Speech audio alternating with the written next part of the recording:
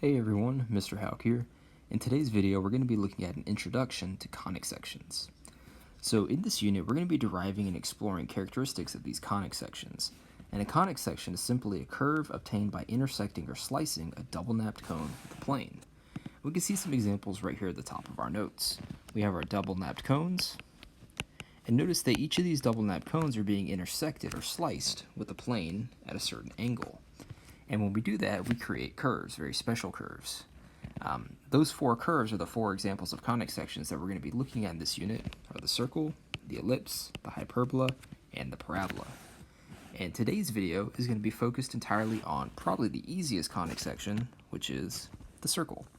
And it actually turns out that the circle is just a special case of the ellipse, but we'll get into more detail with that when we talk about ellipses. So, one of the skills that we're going to need to be proficient when working with circles is a skill called completing the square.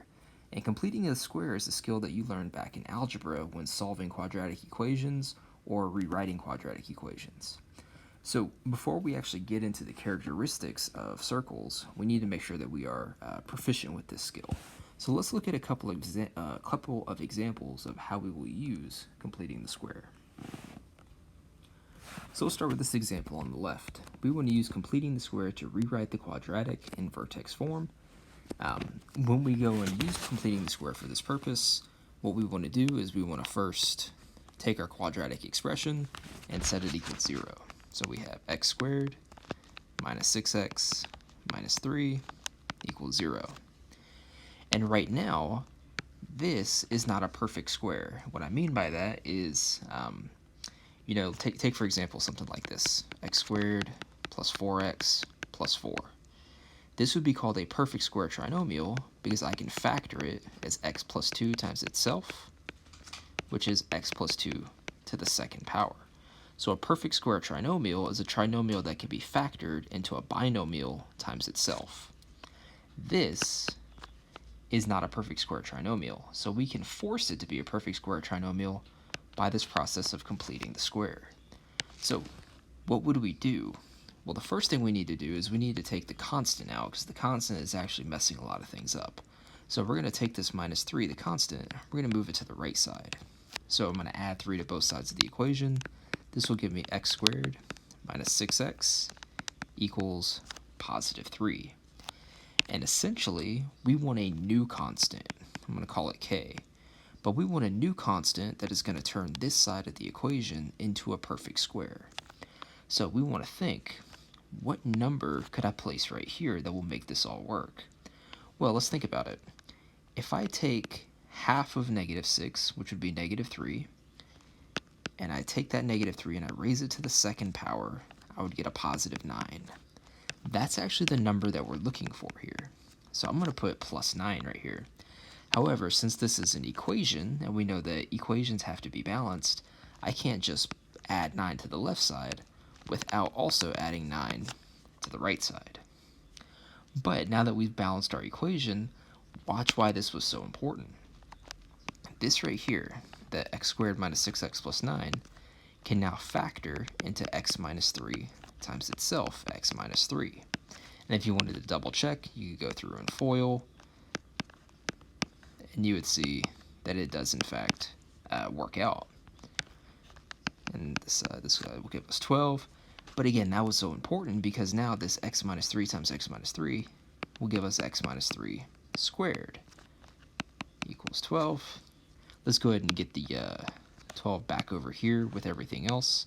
So x minus 3 squared minus 12 equals 0. And lastly, we just write that as an equation, as a quadratic equation. Y equals x minus 3 squared minus 12. And that was the process of completing the square. So everything right here, that was completing the square.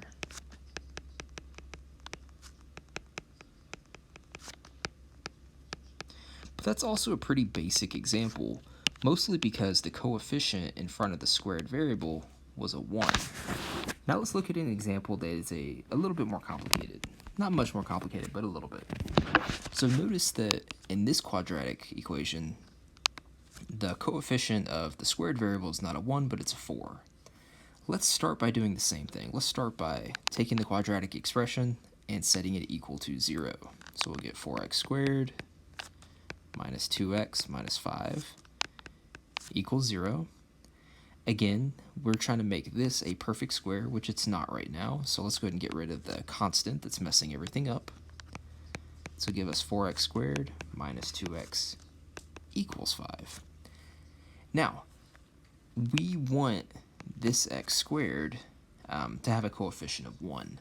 So what I'm going to do is I'm going to take this 4 that's kind of messing everything up. I'm going to factor it out of these two terms. So I factor out the 4. I get x squared minus 1/2 x. And if you wanted to double check, you could. If you distributed the 4 back in, you'll get 4x squared minus 2x. And we still have the equals 5 here on the right side. Now what I want to do is I want to do the same thing with this, this piece here in the parentheses as we did right over here. Remember that we took the -6, we cut it in half, and we squared it.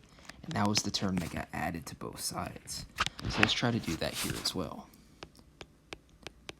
So we'll take this -1/2, we'll cut it in half. Half of -half is -1/4. And if we square that, well, -1/4 times itself is positive 1/16. So we have x squared minus 1/2 x plus 1/16. Now remember that we can't just simply add something to the left side and not do something to the right side to balance it. But a mistake that a lot of students would make is they would go ahead and add the 1/16. But you can't do that because notice that the 1/16 is being multiplied by this 4. So what we're going to need to do is we're going to add 4 times 1/16. And that's going to allow us to keep this equation balanced. So let's see, what do we have now? Well, remember the whole point of this is now a perfect square. So this is going to be x minus 1/4 times x minus 1/4. Over here on the right side, 5 plus 4 times 1/16. Well, 4 times 1/16. Let's see. 4 times 1 is 4. 16 on the bottom. That's going to be 1/4 because 4/16 reduces to 1/4. Continuing to simplify here, this will give us x minus 1/4 to the second power. And let's go ahead and do a little bit of side math up here. Let's choose gray. So let's calculate this 5 plus 1/4. Well, 5 plus 1/4. We want a common denominator of 4, so 5 would turn into 20/4 plus 1/4, which would give us 21/4.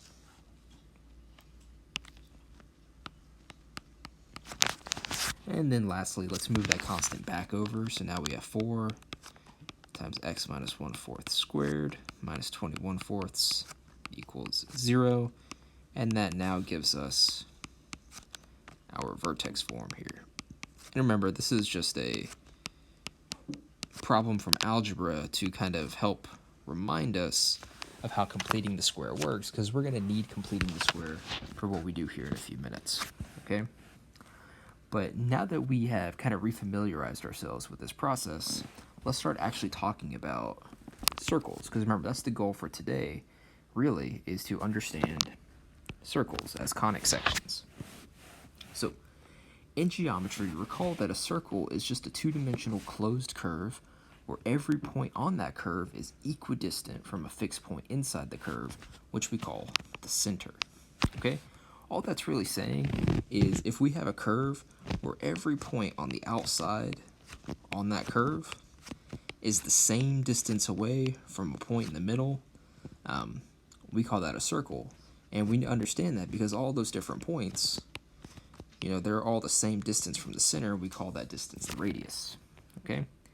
Now, as a conic section, a circle can be formed by slicing a double-napped cone, or really just a cone if you want to, with a plane that is parallel to the base of the cone. So notice here we have our cone.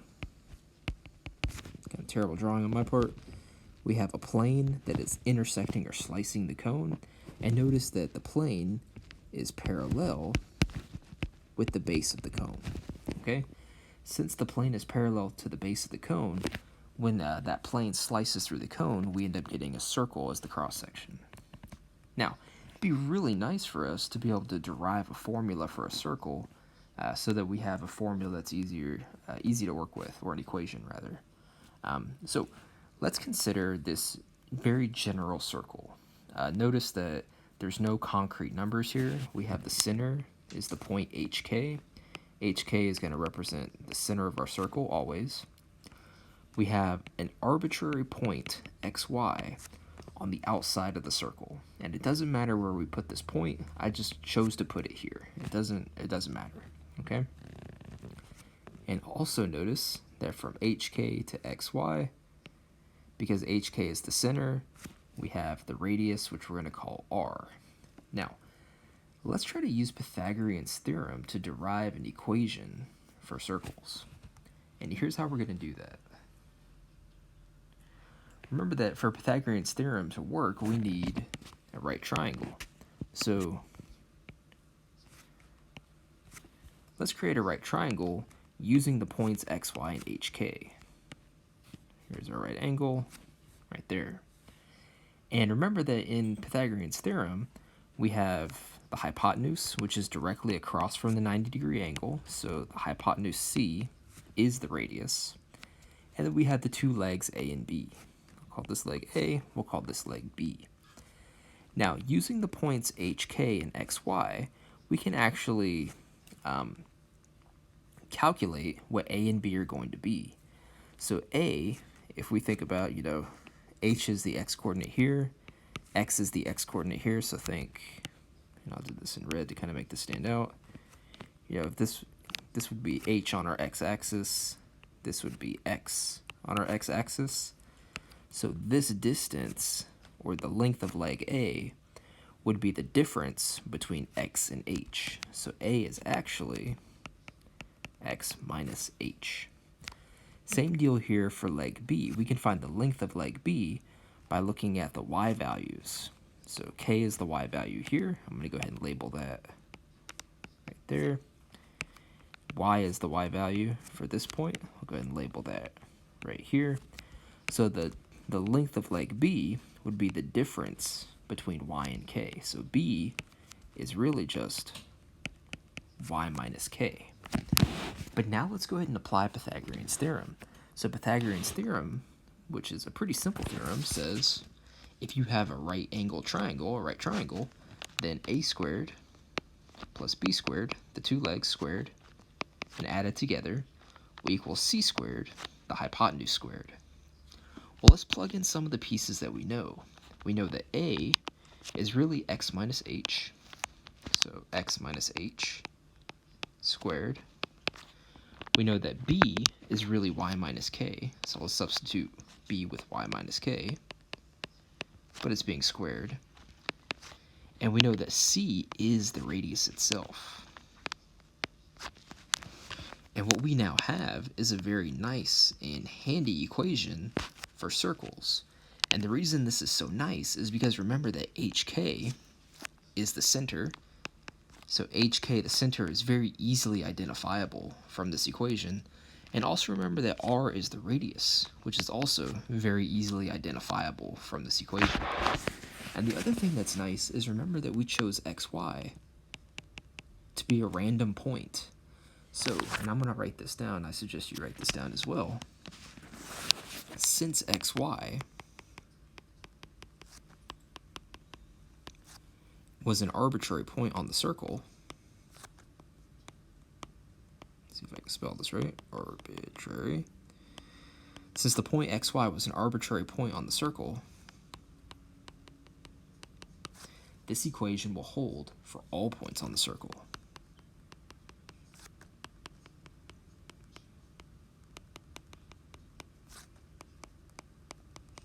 So this equation is going to work for all points on the circle.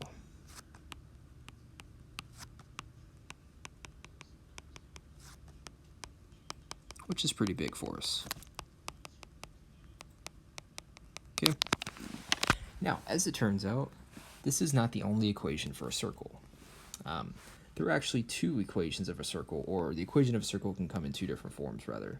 The general form, which is right here, x squared plus y squared plus dx plus ey plus f equals 0. D, e, and f are just constant numbers. And then we have the standard form, which is actually what we just derived, which is x minus h squared plus y minus k squared equals r squared. And r is the radius, of course, and hk is the center. Okay. And one thing that I want to talk about real quick with that, since we're on the topic of it, we need to be a little bit careful with this equation. So again, hk is the center.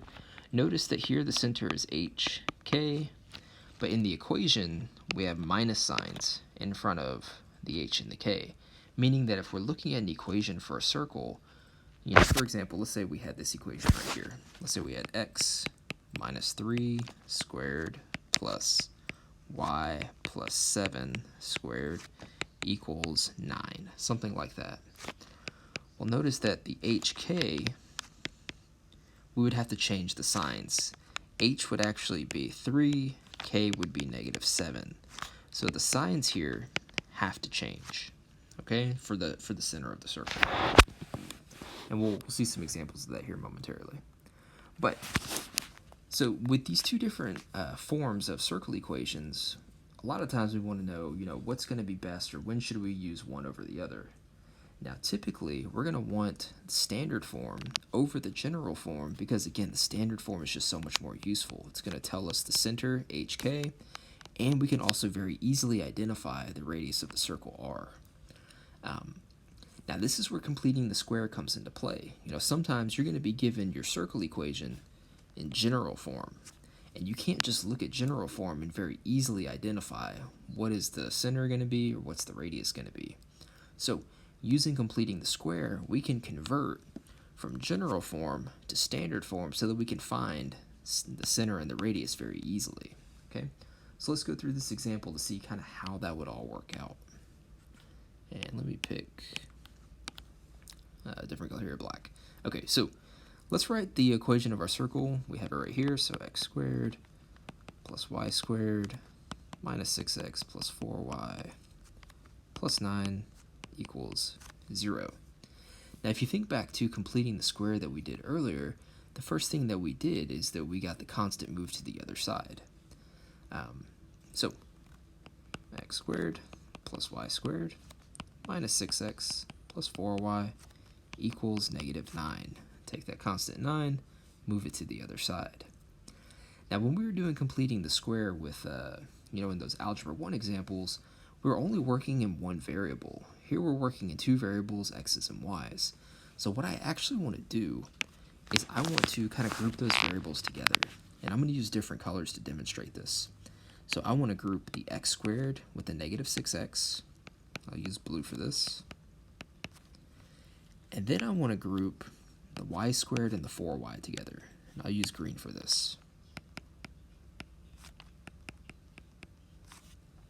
And of course, we're still equal to negative 9. Now, the reason that I want to do this is we want to create perfect square trinomials in each variable. So we want to think to ourselves, okay, what could I put, I'm going to get red here, what could I put right here, and what could I put right here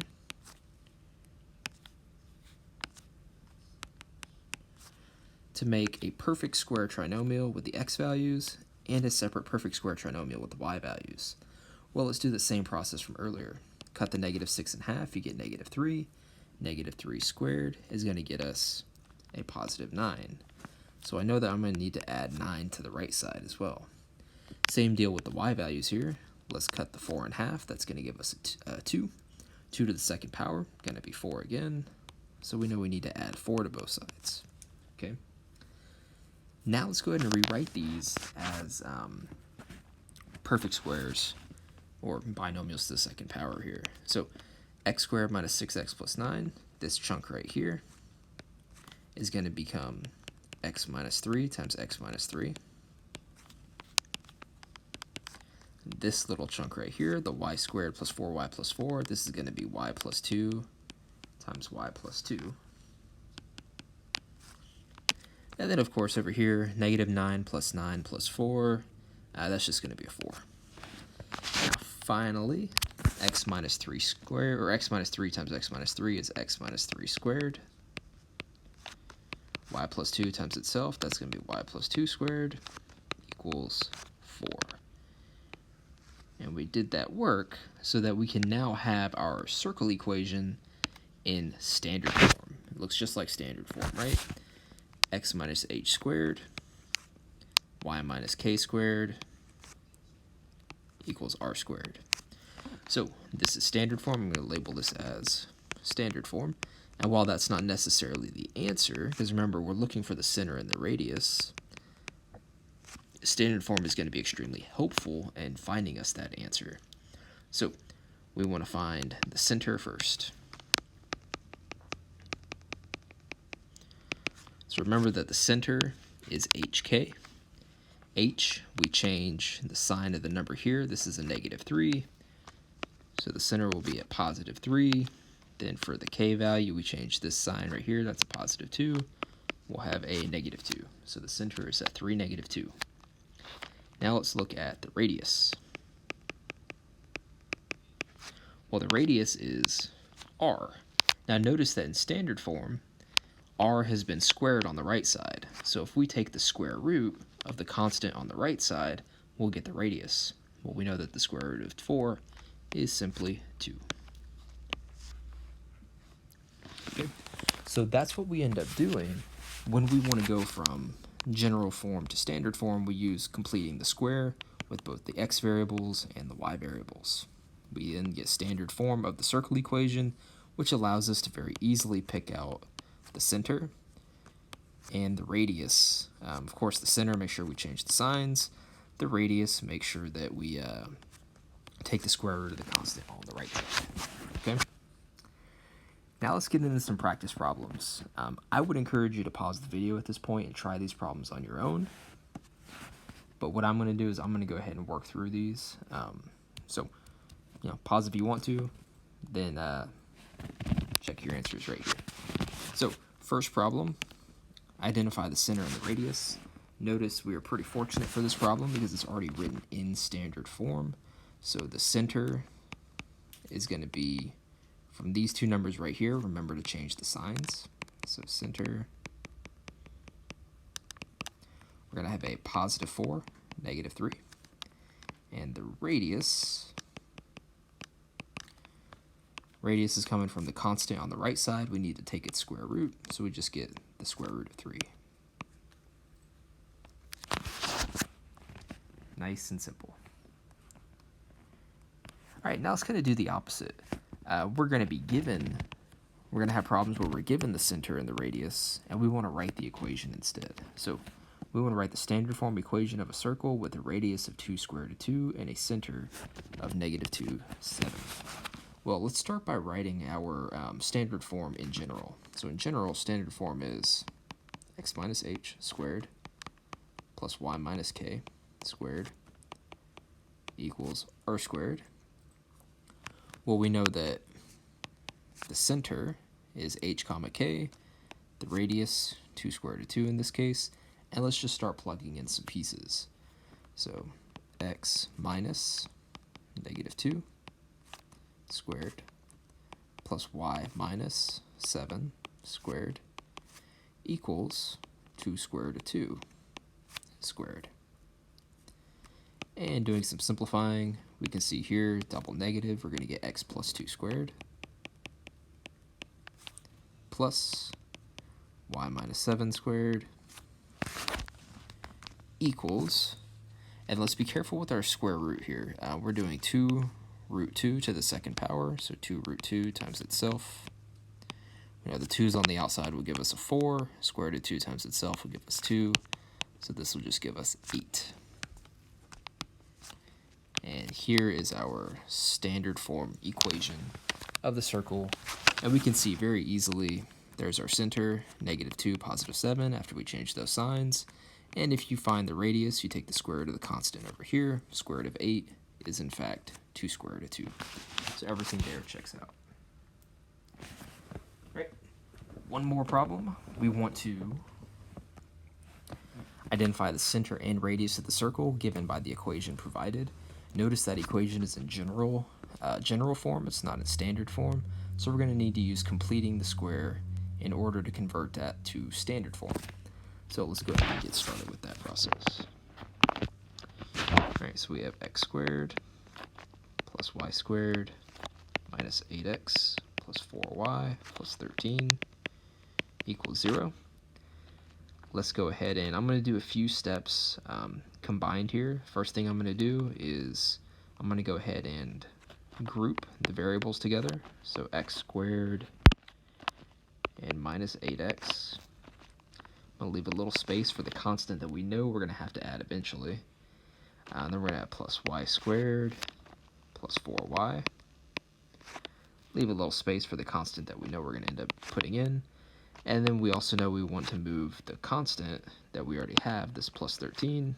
That needs to get subtracted over to the right side, so I move it over as a negative 13.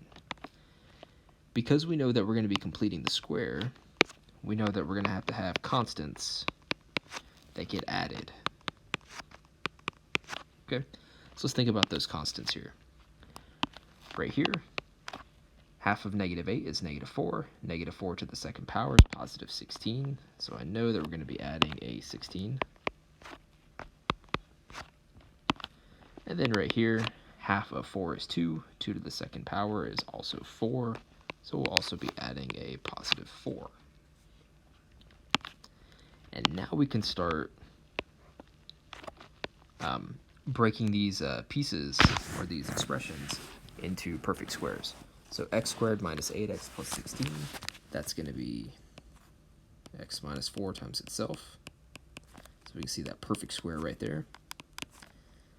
Then y squared plus 4y plus 4, that's going to be y plus 2 times itself. And then simplifying over here, negative 13 plus 16 plus 4, that's going to be 7. And lastly, x minus 4 times itself, that's x minus 4 squared, y plus 2 squared equals 7, and we now have the standard form. And again, this isn't the answer, but it's going to help us tremendously with the answer. Standard form. Okay, so we want to find the center. Well, since we're in standard form, the center is extremely easy to pick out. It's going to be positive 4, negative 2, because we're looking for h and k. And again, we're changing the signs there. So 4, negative 2. And then the radius, because again, we're in standard form, also very easy to pick out. All we have to do is take the square root of the constant. So square root of 7 is just square root of 7.